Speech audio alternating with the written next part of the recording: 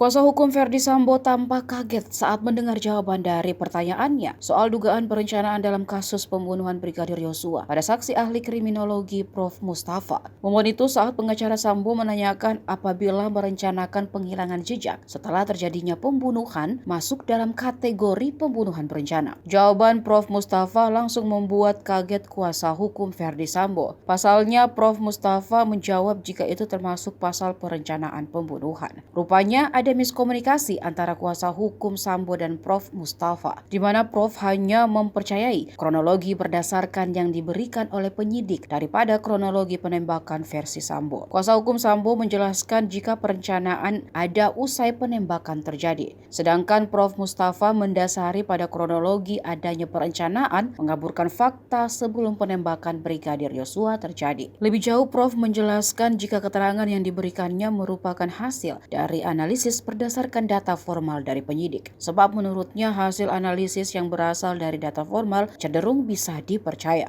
Tadi saudara ahli jelaskan kalau perencanaan setelah terjadinya kejadian itu dibuat sebelum melakukan tindak pidana, maka itu masuk dalam kualifikasi berencana. Salah satu ukurannya begitu ya, saudara ahli. Kalau dalam fakta perkara ini ternyata si pelaku tidak pernah menyampaikan rencana apapun setelah terjadinya peristiwa kejahatan. Tetapi kemudian setelah peristiwa tersebut terjadi, tindak pidana dilakukan, terjadi penembakan dalam kasus ini, kemudian baru diinformasikan kepada masing-masing pelaku yang lainnya bahwa sebaiknya kita segera mengamankan diri dengan cara begini.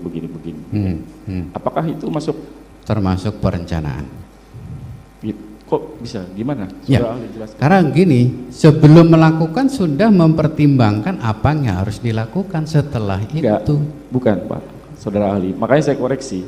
Kalau tadi kita paham, saudara ahli kan sampaikan sebelum dilakukannya tindak pidana dalam fakta ini, sebelum penembakan, kemudian disampaikan kepada pelaku yang lain bahwa nanti kalau terjadi penembakan yang akan kita lakukan adalah 1, 2, 3, 4 ABCD.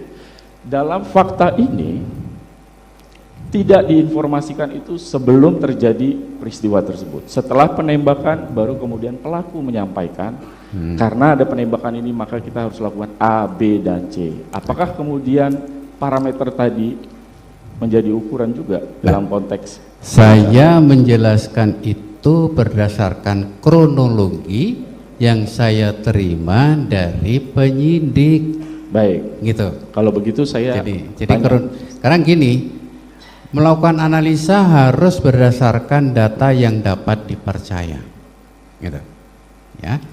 Dan data formal cenderung bisa dipercaya. Dan ketika saya membaca kronologi, oh ini ada perencanaan sebelum dilakukan tindakan. Saudara ahli baca semua BAP dalam perkara ini? Hanya yang diberikan kepada saya. Yang diberikan yang mana? Khusus untuk meminta keterangan saya. Iya, maksudnya kan ini ada banyak keterangan saksi-saksi. Waktu saudara ahli dikonfirmasi keterangannya, kan tadi disampaikan berdasarkan informasi yang sebatas disampaikan penyidik. Saya tanyakan, gitu. Berita saudara ahli baca nggak semua berita acara dalam berkas perkara, bukti-bukti yang disajikan dalam berkas perkara? Hanya yang diberikan kepada saya. Yang mana yang diberikan kepada ahli? Itu ada di berkas perkara pemeriksaan saya.